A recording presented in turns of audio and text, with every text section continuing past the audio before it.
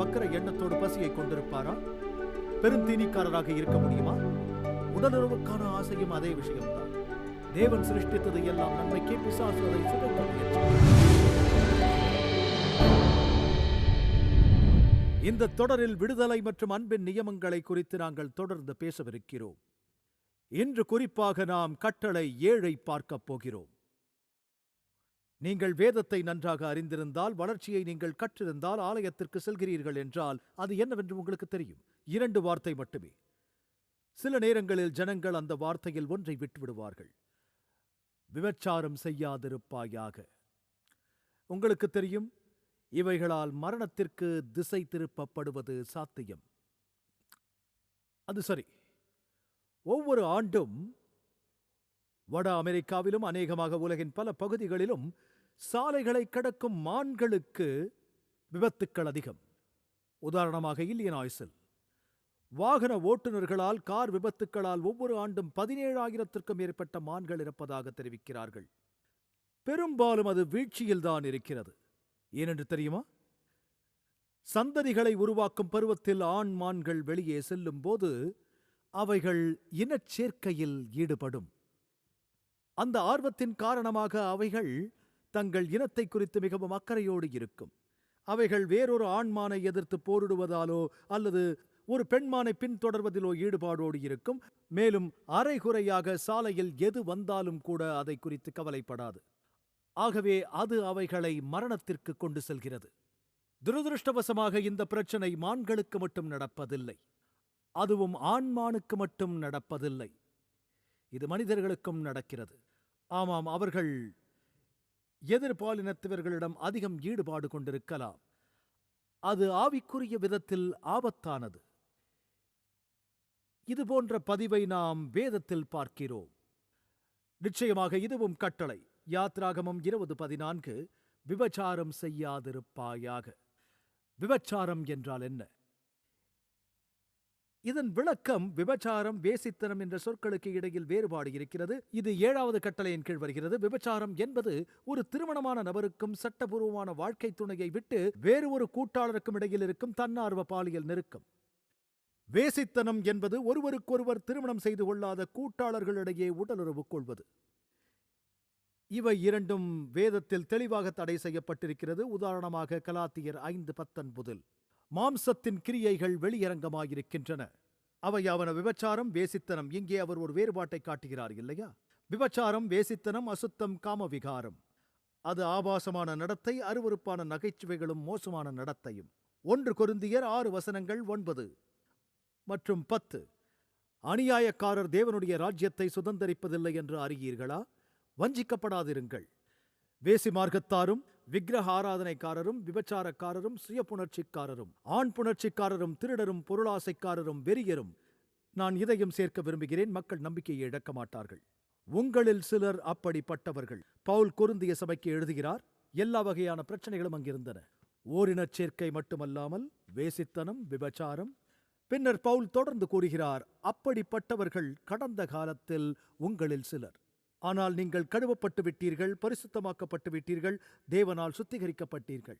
எனவே இந்த விஷயத்தை பற்றி நாம் பேசும் பொழுது மற்ற பாவங்களைப் போலவே 10 கட்டளைகளை பற்றி பேசும்போது மன்னிக்க முடியாத பாவம் என்று அழைக்கப்படவில்லை. ஆனால் அவை பாவம் என்று அழைக்கப்படுகின்றன. மனம் திரும்பாவிட்டால், விட்டு விலகாவிட்டால் பாவம் மரணத்தை வருவிக்கும். இயேசு நம்முடைய பாவங்களில் நம்மை ரட்சிக்கவில்லை. ஆனால் தேவதூதன் சொல்கிறான், நம்முடைய பாவங்களிலிருந்து நம்மை ரட்சிக்கவே அவர் வந்தார் என்று. அந்த பாவங்களில் ஒன்றுதான் விபச்சாரம். நீதிமொழிகள் 6:32 ஸ்திரீயுடனே விபச்சாரம் பண்ணுகிறவன் மதிகெட்டவன், அப்படி செய்கிறவன் தன் ஆத்துமாவை கெடுத்துப் போடுகிறான். இது சில நேரங்களில் சரீர ரீதியான மாற்றங்கள், சமூக கிளர்ச்சிகளை கொண்டிருப்பது மட்டுமல்லாமல் அது நிச்சயமாக ஆவிக்குரிய கிளைகளாகவும் பரவக்கூடும். நினைவில் கொள்ளுங்கள், திருமணம் என்பது தேவனின் சரியான சித்தத்தின் ஒரு பகுதி. இதற்கும் மீட்பிற்கும் சம்பந்தம் கிடையாது. ஒரு பரிபூரண உலகத்தை நமக்குள் கொண்டிருக்கிற போது திருமணம் தேவனின் பரிசுத்தமான கட்டளை. அது இன்றும் அவரது பரிபூரணமான திட்டத்தின் ஒரு பகுதியாக இருக்கிறது. தேவன் திருமணத்தை ஏற்படுத்தின போது மனிதன் பாவத்தை அறியாதிருந்தான். ரட்சிப்பிற்கும் திருமணத்திற்கும் எந்த சம்பந்தமும் கிடையாது. அது பரிசுத்தமான ஒன்று. ஏனென்றால் உலகில் பாவம் உண்டாவதற்கு முன்பே அது இருந்தது. திருமணத்தில் பங்கேற்க நாம் அழைக்கப்படும் போது, இந்த உடன்படிக்கைகளை நாம் செய்யும் போது, அது ஒரு வாக்குறுதி மட்டுமல்ல, தேவனின் பிரசன்னத்தில் சாட்சிகளுக்கு முன் மற்றொரு நபருடன் உடன்படிக்கை செய்கிறோம். ஆகவேதான் தேவன் திருமணத்தை உண்டாக்கினார். அது அவருடைய பரிபூரண திட்டத்தின் ஒரு பகுதி. எதிர்பாலினத்தவரோடு ஏராளமான சந்ததி பெருக வேண்டும் என்ற விருப்பத்துடன் அவர் நம்மை உண்டாக்கினார். அது மட்டுமல்ல, உங்களுக்கு தெரியும், அந்த பாலியல் விருப்பம் இல்லாவிட்டால் நம்மில் யாரும் இங்கு இருந்திருக்க முடியாது. சரிதானே? அந்த பசி இல்லாவிட்டால் நீங்கள் இங்கே இருந்திருக்க மாட்டீர்கள். உணவுக்காக எடுக்கும் பசி, அதனால் உண்டாகும் ஆசையை தேவன் உங்களுக்கு கொடுத்திருக்கிறார். அல்லது நீங்கள் உண்ணாமல் மரித்துப் போவீர்கள். பரிசுத்த மனதுடன் நிர்வகிக்கப்படும் ஒரு நல்ல பாலினத்திற்கான இந்த ஆரோக்கியமான பரிசுத்தமான நோக்கத்தையும் அவர் நமக்குள் நாட்டியிருக்கிறார். பாலியல் என்பது பிசாசு கண்டுபிடித்த ஒன்றல்ல, நிச்சயமாக அல்ல. பாலியல் என்பது ஒரு அழகான விஷயம். நீங்கள் அதை குறித்து நினைக்கும் போது, எப்படி 2 பேர் அன்பின் மூலம் ஒன்றிணைந்து தழுவுகின்றார்களோ, அதனால் மற்றொரு சந்ததி பெருக்கம் உண்டாகிறது. தேவன் வடிவமைத்த சூழலில் இது ஒரு அழகான விஷயம். ஆனால் பிசாசு அதை அசிங்கமாகவும் அசுத்தமாகவும் மாற்றுவதில் வெற்றி பெற்று விடுகிறான். தேவன் செய்யும் எல்லாவற்றையும் பிசாசு போராடி திசை திருப்பி விடுவான். ஒரு நபர் உணவுக்காக வக்கரமான பசியடைய முடியுமா? பெருந்தீனிக்காரராக இருக்க முடியுமா? பாலியல் ஆசைகளும் அதே விஷயம்தான். தேவன் நன்மைக்காகவே படைத்தார், பிசாசு அதுக்கு மாறாக செய்யும். திருமணம் மற்றும் அதை சார்ந்த விஷயங்கள் எல்லாவற்றிற்கும் களை விதைக்க ஆரம்பித்தான். அந்த ஆசைகள் உணவுக்கான ஆசைகளைப் போலவே கட்டுப்படுத்தப்பட வேண்டும். இல்லையேல் அதற்கான விளைவுகளை சந்திக்க நேரிடும். எபிரேயர் 13:4 வேதம் நமக்கு சொல்கிறது, விவாகம் கனமுள்ளதாயும் விவாக மஞ்சம் அசுசிப்படாததாயும் இருப்பதாக. வேசிக்கள்ளரையும் விபச்சாரக்காரரையும் தேவன் நியாயம் தீர்ப்பார். ஆதியாகமம் 2:18 மனுஷன் தனிமையாயிருப்பது நல்லதல்ல, ஏற்ற துணையை அவனுக்கு உண்டாக்குவேன் என்றார். 1 கொரிந்தியர் 7:9 ஆகிலும் அவர்கள் விரத்தராயிருக்கக்கூடாதிருந்தால் விவாகம் பண்ண கடவர்கள், வேகிறதை பார்க்கிலும் விவாகம் பண்ணுகிறது நலம் என்று சொல்லப்பட்டிருக்கிறது. C.S. லூயிஸிடமிருந்து ஒரு மேற்கோளை படித்திருக்கிறேன். அவர் சொல்கிறார், ஒன்று உங்கள் துணையுடன் முழுமையான விசுவாசத்துடன் திருமணம் செய்து கொள்ளுங்கள், அல்லது திருமணத்தை முற்றிலும் தவிர்க்கும் முறையே சாலச் சிறந்தது. நான் தனிமையில் இருக்க விரும்புகிறேன். நாம் திருமணம் செய்யாமல் இருக்க விரும்புகிறதை தேவன் எதிர்பார்ப்பதில்லை. அதனால் வெளியே சென்று ஒரு விபச்சாரியை வைத்துக் கொள்ளக்கூடாது, ஆணோ அல்லது பெண்ணோ. அதாவது தர்க்கம் உங்களை அழைத்துச் செல்லும். நாம் சுய கட்டுப்பாடோடே இருக்க வேண்டும் என்று தேவன் எதிர்பார்க்கிறார். இயேசு செய்தாரா? இயேசு சோதிக்கப்படவில்லை என்று நீங்கள் நினைக்கிறீர்களா? அவரும் சோதிக்கப்பட்டார் என்று வேதம் சொல்கிறது. அவர் பரிசுத்தமான வாழ்க்கை வாழ்ந்தார். நாமும் அப்படித்தான் இருக்க வேண்டும். நீங்கள் ஒரு கிறிஸ்தவராக இருப்பதனால் பழையவைகள் ஒழிந்து போயின, எல்லாம் புதிதாயின. இப்போது நான் இந்த சிறிய முயல் சோதனையை எடுத்துக்கொள்கிறேன். மனிதர்களாகிய ஒவ்வொருவரும் சோதிக்கப்படுவார்கள். பிசாசு தன்னுடைய கொள்கையை வலுப்படுத்துவதற்காக கிறிஸ்தவ திருமணங்களுக்குள் சோதிக்க பார்ப்பான். சிந்திக்கக்கூடாத விஷயங்களை சிந்திக்க தூண்டுவான். திருமணங்களுக்குள் ஜனங்கள் சிந்திக்கக்கூடாததை சிந்திப்பார்கள். நீங்கள் பாதிக்கப்பட்டவர்.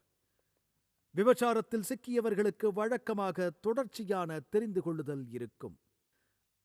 அவர்கள் முதலில் வழக்கமாக மிகவும் நட்பாகவோ மிகவும் பழக்கமானவர்களாகவோ மாறுகிறார்கள். மிகவும் அரிதாக, திடீரென்று எதிர்பாராத விதமாக இது நிகழ்கிறது.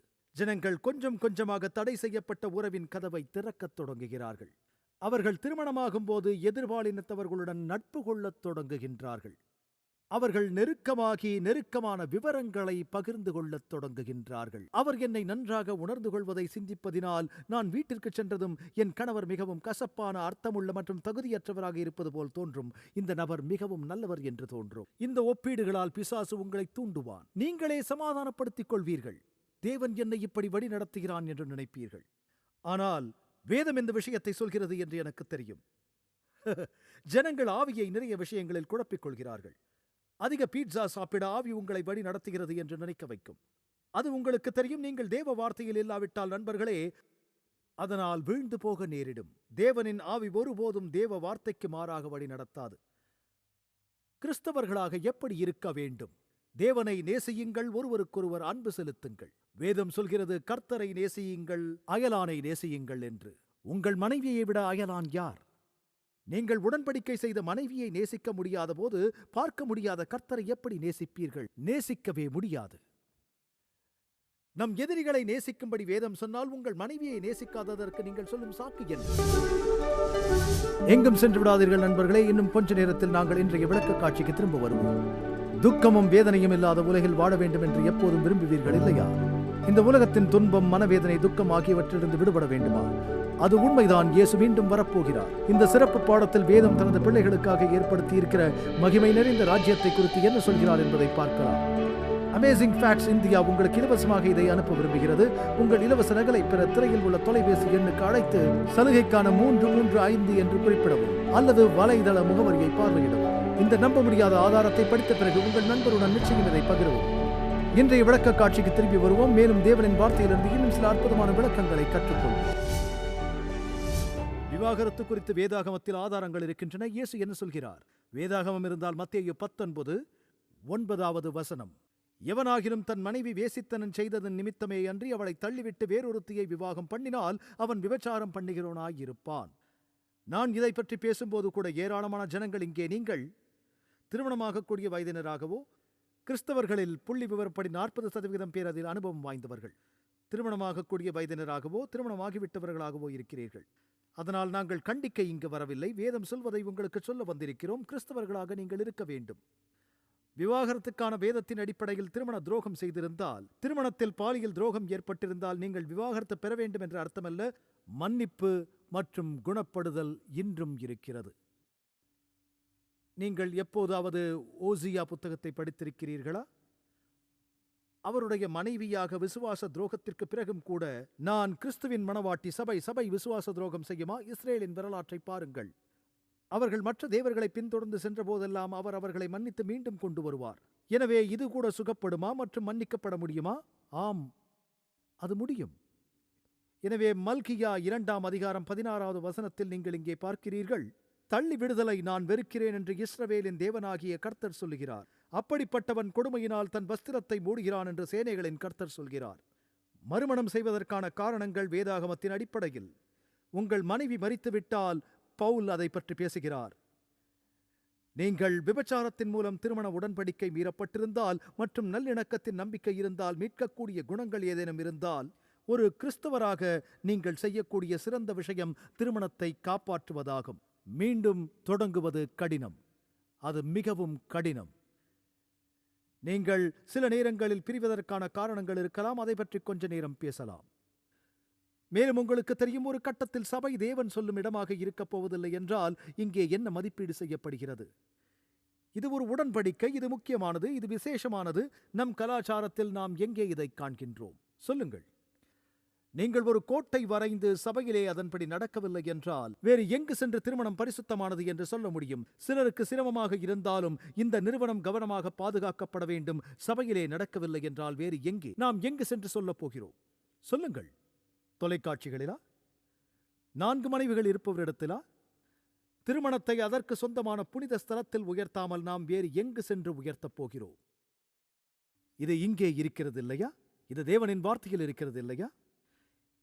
இது சபையில் இருக்கிறது. இப்போது திருமணம் மட்டுமல்ல, விபச்சாரம் என்பது செயலில் வெளிப்படுவது மாத்திரமல்ல.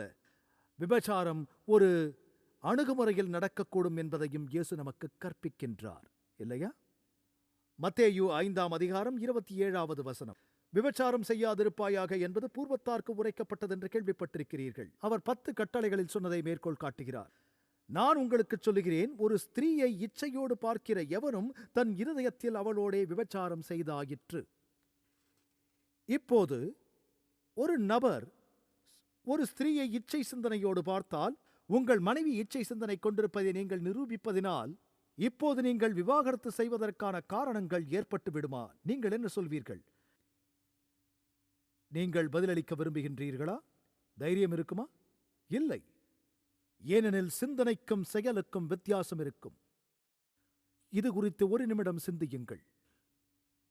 கொலை பற்றி நீங்கள் நினைத்தாலே அரசாங்கத்தின் சட்டப்படி நீங்கள் தூக்கிலிடப்படுவீர்களா? இல்லை. ஏனெனில் ஒரு நபர் கொலைக்கான சிந்தனை கொண்டிருந்தால் அவன் ஒரு கொலைகாரன் என்று அர்த்தமல்ல. கொலையை சிந்திப்பதால் கொலைகாரன் என்று வழக்கு தொடர முடியாது. அதுவே நீங்கள் சதி செய்கிறீர்கள் என்றால், கருவிகளையும் ஆயுதங்களையும் கொண்டிருந்து அதை திட்டமிடப் போகிறீர்கள் என்றால் அது வேறு கதை. என்னிடம் சிலர் சொல்லி இருக்கிறார்கள், போதகர் டக், நானும் அதை குறித்து யோசித்துக் கொண்டிருப்பதால் நான் தொடர்ந்து அதை செய்து விடுவேன் என்று. நீங்கள் இப்படி நினைத்தால் அதுவும் அதற்கு சமம் என்று இயேசு சொல்கிறார். இல்லை, அவர் அதுவும் ஒரே விஷயம் என்று சொல்லவில்லை. 7வது கட்டளையை கடைபிடிக்க வேண்டும், வேசித்தனம், விபச்சாரம் செய்யக்கூடாது என்று அவர் விரும்புகிறார் என்பதை அவர் உங்களுக்கு காட்ட முயற்சிக்கிறார். நீங்கள் அதை உங்கள் இருதயத்திலும் நினைக்கக்கூடாது என்று சொல்கிறார். ஏனென்றால் நீங்கள் கட்டளையை உங்கள் இருதயத்தில் வைத்திருந்தால் அதை உங்கள் திருமணத்தில் கடைபிடிப்பீர்கள். நம் இளைஞர்களுக்கு, இங்குள்ள எந்த ஒரு தனிப்பட்டவருக்கும் நான் ஒன்றை நினைவூட்ட விரும்புகிறேன். 7வது கட்டளை தம்பதிகளுக்கு மட்டுமல்ல, 7வது கட்டளை எல்லோருக்கும் உரியது. ஏனென்றால் அது வேசித்தனத்தின் விஷயத்தை உள்ளடக்கியது. திருமணத்திற்கு அடுத்து எந்த வகையான பாலியல் செயல்பாடும் இருக்கக்கூடாது. எனவே நாம் அனைவரும் பரிசுத்தத்திற்கு அழைக்கப்பட்டிருக்கிறோம். இருதயத்தில் சுத்தமுள்ளவர்கள் பாக்கியவான்கள், அவர்கள் தேவனை தரிசிப்பார்கள். நாம் நம் இருதயத்தில் சுத்தமுள்ளவர்களாக இருக்க வேண்டும் என்று அவர் விரும்புகிறார். சரி, நீங்கள் நினைத்துக் கொண்டிருப்பதனால் நீங்களும் அதை செய்யலாம் என்று இயேசு சொல்லவில்லை. நீங்கள் உங்கள் இருதயத்தில் ரட்சிக்கப்படுகிறீர்கள் என்றால், உங்கள் இருதயத்தை மீண்டும் உருவாக்க தீர்மானித்தால், சட்டத்தின் கடிதத்தை பற்றி நீங்கள் கவலைப்பட வேண்டியதே இல்லை. அது சரிதானே? செயல்படுத்துவதற்கு முன்பு இருதயத்தில் சிந்திக்க வேண்டாமா? அதை எதிர்கொள்வோம். ஜனங்கள் கை குலுக்குவது போல் சரீரத்தை நடத்துகிறார்கள். அது கிறிஸ்துவின் வழி அல்ல. வேதம் மாறாது, நம் கலாச்சாரம் மாறிவிடும், ஆனால் சத்தியம் மாறாது. இயேசு நான் கர்த்தர், நான் மாறாதவர் என்கிறார். மாற வேண்டியது நாம் தான். தேவனின் சபை ஒரு மலையின் மீது பிரகாசிக்கிற வெளிச்சமாக இருக்க ஆரம்பிக்க வேண்டும். மேலும் பரிசுத்தமாக எப்படி இருக்கும் என்பதை உலகுக்கு காண்பிக்க வேண்டும். அதாவது நம் வாழ்க்கையிலும், நம் வீடுகளிலும், திருமணங்களிலும். பேதுரு தனது வயதை விவரிக்கிறார். அது நம்முடைய காலத்திலிருந்து மிகவும் வேறுபடவில்லை. பேதுரு 2 விபச்சார மயக்கத்தால் நிறைந்தவைகளும் பாவத்தை விட்டோயாதவைகளுமாயிருக்கிற கண்களையுடையவர்கள், உறுதியில்லாத ஆத்துமாக்கள். அது ஒரு பார்வையில் தொடங்குகிறது. அந்த நீடித்த பார்வை அது தாவீதை சிக்கலில் மாட்டிவிட்டதா? நீதிமொழிகள் 9:17 மதியீனனை நோக்கி திருட்டு தண்ணீர் தித்திக்கும். ஜனங்கள் நினைக்கிறார்கள் இது ஒரு ரகசிய சந்திப்பு, யாருக்கும் தெரியாது என்று. சாலமோன் தொடர்ந்து சொல்கிறார், ஆயினும் மரித்தவர்கள் அவ்விடத்தில் உண்டென்றும் அவருடைய விருந்தாளிகள் நாக பாதாளங்களில் கிடக்கிறார்கள் என்றும் அவன் அறியான். விபச்சாரம் அரை கச்சுக்கு கீழே தொடங்குவதில்லை, கழுத்துக்கு மேலே விபச்சாரம் தொடங்குகிறது. அது மனதில் தொடங்குகிறது. நல்ல விஷயங்களில் நம் மனதை நிலைநிறுத்திக் கொண்டால், யோபு சொல்வது போல் நம் கண்களால் ஒரு உடன்படிக்கை செய்துவிட்டால் அது நம்மை நிறைய சிக்கலிலிருந்து தள்ளி வைக்கும். உதாரணமாக யோபு 31:1 விலகி வாழுங்கள்.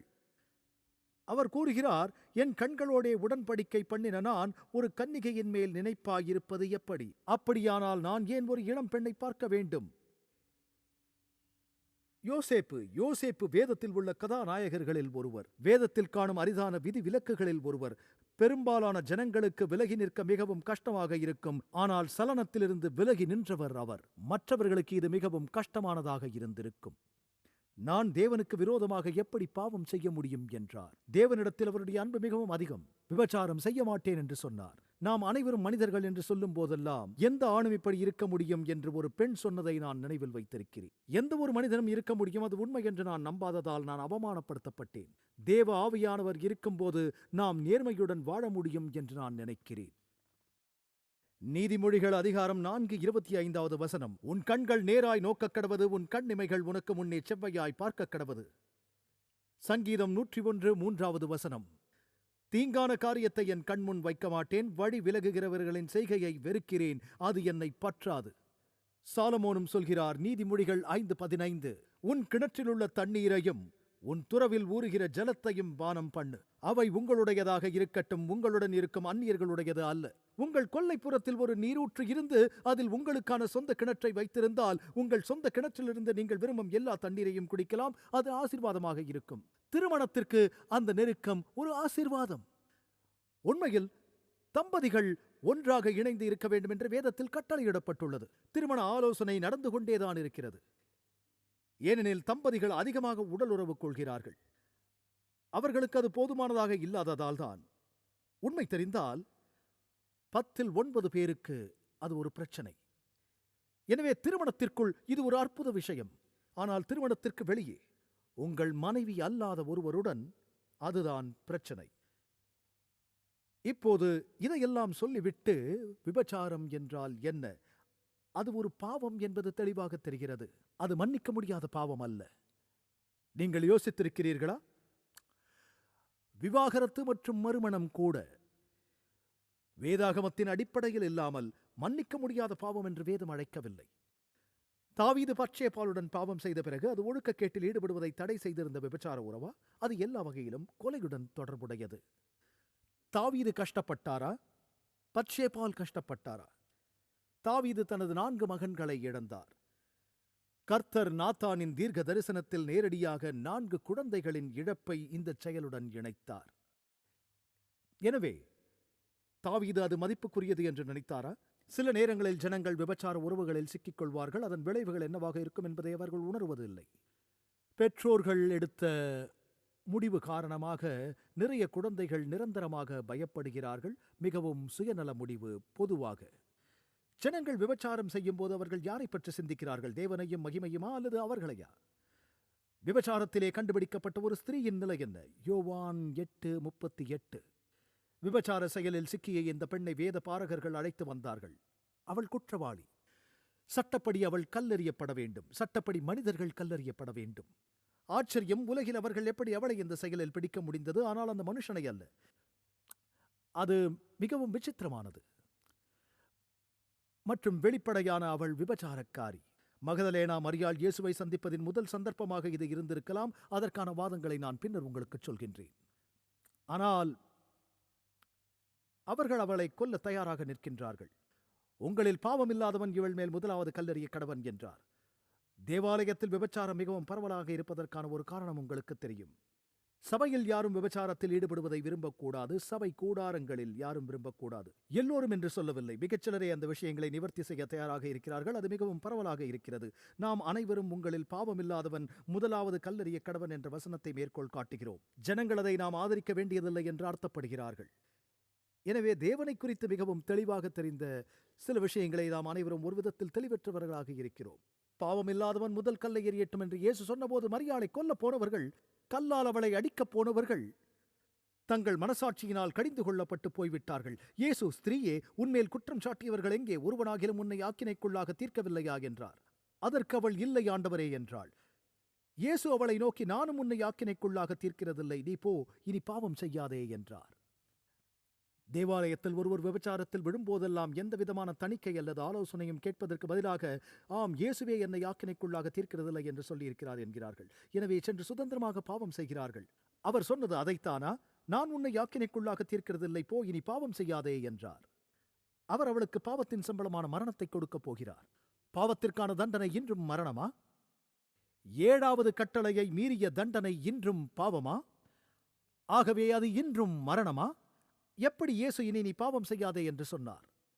ஏனென்றால் அவர் அவளுக்கு மரண தண்டனை கொடுக்கப் போகிறார். அதனால்தான் அவர் அவளிடம் போய் இனி நீ பாவம் செய்யாதே என்று சொன்னார்.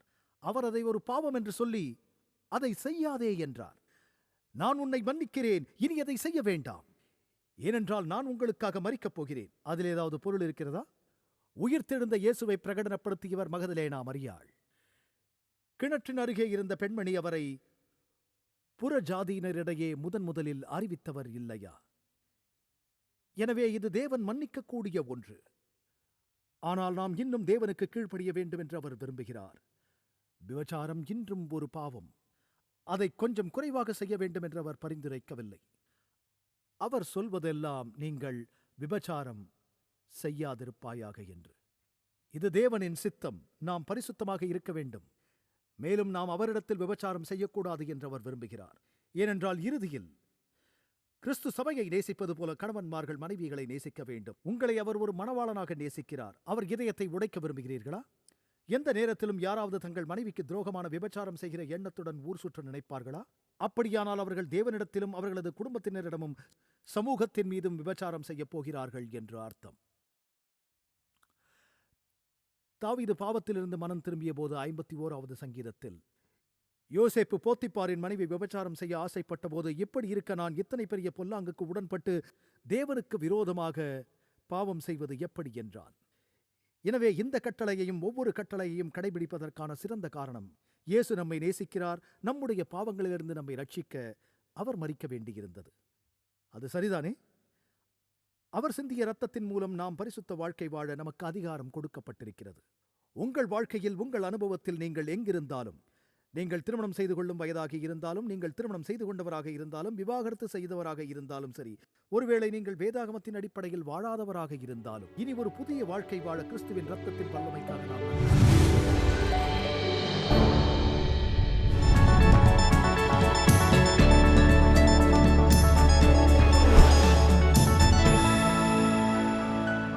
வணக்கம் நண்பர்களே. நவீன கொடிகள் உங்களுக்கு தெரியும். அவைகள் தேசபக்தியினரின் வீடுகளுக்கு முன்னால் தலைநகர கட்டிடங்களின் உச்சியில் பறப்பதை நாம் காணலாம். உண்மையில் போரிடும் நாடுகளுக்கு இடையில் சண்டையிடும் காலங்களிலிருந்து பறக்கவிடப்படும். இந்த அழகாக வடிவமைக்கப்பட்ட கஷ்டமான வேலைப்பாடுகளுடன் வண்ண பதாகைகளோடு போர்க்களங்களில் மேலே பறக்கவிடப்படும். எனவே குழப்பம் மற்றும் புகை மற்றும் போரின் மூடுபனி ஆகியவற்றின் மத்தியில் போரிடும் படைகள் அடையாளம் கண்டுகொள்ளப்படும். எனவே அவர்கள் யுத்தத்தில் போராடுகிறார்களோ அங்கு அவர்களின் படைகள் அணிதிரளும். உங்கள் எதிரியின் கொடியை நீங்கள் கைப்பற்றினால் அது மிக உயர்ந்த மரியாதையாக கருதப்படும். கொடியை கைப்பற்றுங்கள் என்ற விளையாட்டு எங்கிருந்து வந்தது என்று கண்டால் ஆச்சரியப்படுவீர்கள். போரின் இந்த மாற்றங்களுடன் இந்த கொடிகள் வேறுபட்ட தேசங்களை அடையாளம் காணவும், தேசிய இனங்களை அடையாளம் காணவும் ஒரு சிறிய குறிப்பை கொடுக்கின்றன. இன்று உலகின் பல்வேறு நாடுகளை குறிக்கும் கொடிகள் மிகவும் வண்ணமயமானவை, மாறுபட்டவை. அனைத்து வண்ணங்களும் வடிவங்களும் ஒரு குறிப்பிட்ட பொருளை கொண்டு இருப்பவை. அவர்கள் ஒருவருக்கொருவர் வேறுபடுத்தி அடையாளம் காண்பது எளிது. ஆனால் அநேகமாக உலகின் மிகவும் சுவாரஸ்யமான கொடிகளில் ஒன்று பிலிப்பைன்ஸின் கொடி. இது தனித்துவமானது, ஏனென்றால் இது போரின் காலங்களை விட அமைதியான காலங்களில் வித்தியாசமாக பறக்கவிடப்படுகிறது. சமாதான காலங்களில் சிவப்பு, வெள்ளை, நீலம், மஞ்சள் கலந்த பிலிப்பைன்ஸ் கொடி நீல நிற பக்கத்தை மேல் நோக்கி பறக்க விடுகிறார்கள். யுத்த காலங்களில் அவர்கள் அதை மாற்றி சிவப்பு பக்கத்தை மேல் நோக்கியபடி பறக்க விடுகிறார்கள். ஏனென்றால் அவர்கள் தியாகங்களை செய்ய, தங்கள் நாட்டின் சுதந்திரத்தை பாதுகாக்க ரத்தம் சிந்த தயாராக இருக்கிறார்கள் என்பதை அது காட்டுகிறது. ஒரு அந்நிய நாட்டில் அமைந்துள்ள ஒரு தூதரகத்தில் தங்கள் கொடியை பறக்கும் அதே வேளையில் வேறொரு தேசத்தால் சூழப்பட்டிருக்கும் கிறிஸ்தவர்கள் இந்த வீழ்ந்து போன உலகில் ஆண்டவரின் அன்பின் கொடியை பறக்கவிட வேண்டும். உன்னத பாட்டின் 2வது அதிகாரம் 4வது வசனத்தில் என் மேல் பறந்த அவருடைய கொடி நேசமே என்று வாசிக்கிறோம். உலகில் கூட கிறிஸ்தவர்களை ஒரு தனித்துவமான ராஜ்யமாக அடையாளப்படுத்தும் கொடி அன்பு. எனவே நண்பர்களே, உங்கள் கொடியை எப்படி பறக்கவிடப் போகிறீர்கள் என்பது ஒரு பெரிய கேள்வி.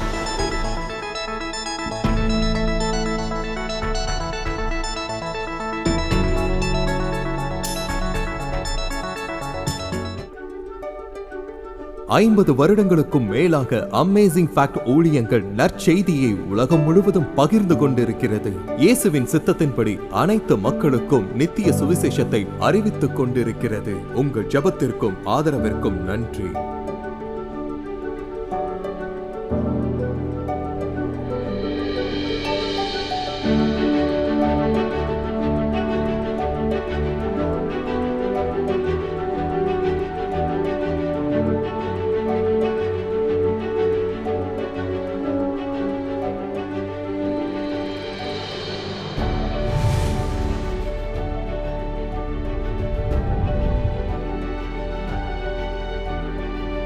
இன்றைய இலவச சலுகையை விண்ணப்பிக்க மறந்து விடாதீர்கள். அது நிச்சயம் ஆசீர்வாதமாக இருக்கும். உங்களது தொடர்ச்சியான ஆதரவுக்கு நன்றி. நாங்கள் இயேசு கிறிஸ்துவின் சுவிசேஷத்தை உலகெங்கிலும் கொண்டு செல்கிறதினால் நீங்கள் அடுத்த வாரம் இணைந்திருக்க உதவி செய்து கர்த்தருடைய வேத வார்த்தையில் மூழ்கி அற்புத உண்மைகளை ஆராயச் செய்வோம்.